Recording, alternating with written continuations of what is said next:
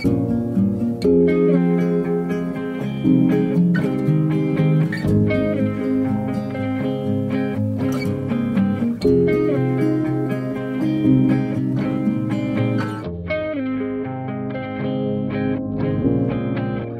maison, donc, construite par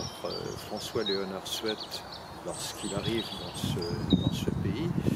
et qu'il décide de s'y installer, est une maison qui est assez caractéristique de son goût, même si apparemment dans les lignes générales,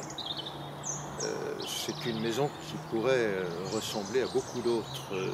maisons de maître construites dans la région, avec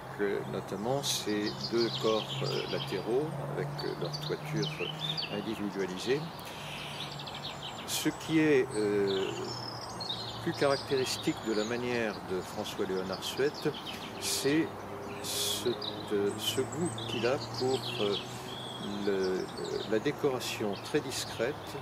en jouant sur l'appareil du parement, notamment de la partie centrale de cet avant-corps, traité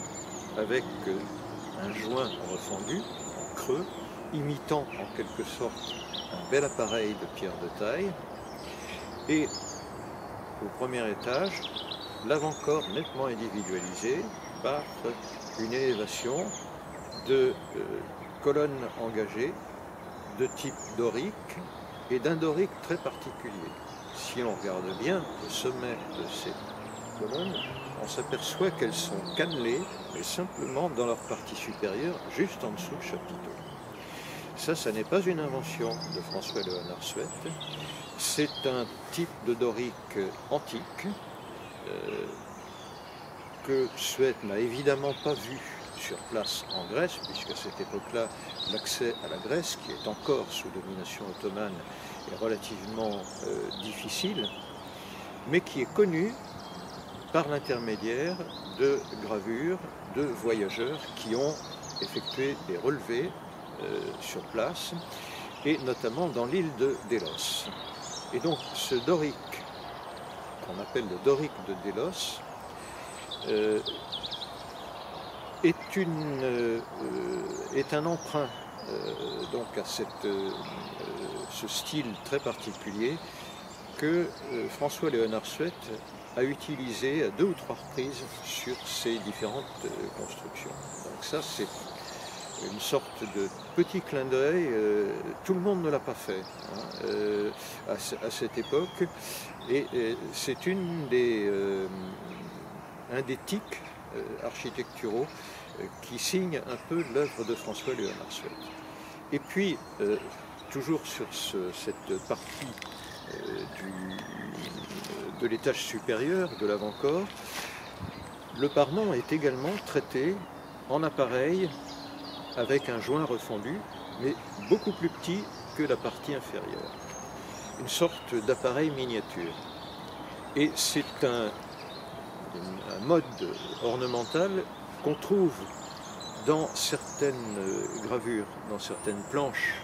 dessinées par François-Léonard Suette, et qui, là aussi, est une marque de fabrique de son architecture, c'est-à-dire, au fond, un goût un peu pour le minuscule, pour le petit, pour le délicat, pour la miniature. Ce qui tranche beaucoup par rapport au goût d'autres architectes qui ont, au contraire, surtout à la période de l'Empire, donné dans le grandiose, dans le somptueux. François-Léonard Suette n'est pas du tout de ce genre-là. L'autre chose importante également pour cette maison, donc construite dans les années 1800, c'est le parc qui l'accompagne. Ce parc qui est un parc à l'anglaise, avec une rivière artificielle, aménagée par François-Léonard Suette à l'époque, dont on sait par les chroniqueurs de l'époque, notamment le chroniqueur Édouard Richer, dans les années 1820, que Suette avait peuplé son parc avec des statues, avec des marbres, paraît-il antiques, mais surtout des marbres qui venaient du château du cardinal de Richelieu, en Touraine, qui aujourd'hui ont disparu, on ne sait pas ce qu'elles sont devenues, Mais cette ornementation du parc des Monti, opérée par Suette, est attestée par plusieurs sources et donc qui démontre également le goût de l'antique, qui était celui de François-Léonard Suette, mais aussi ce goût de collectionneur qu'il partageait avec beaucoup de personnes de son temps, et notamment avec des gens comme François-Frédéric Lemot, à Clisson, et qui est également la marque de cette société intellectuelle cultivée de cette époque du Premier Empire.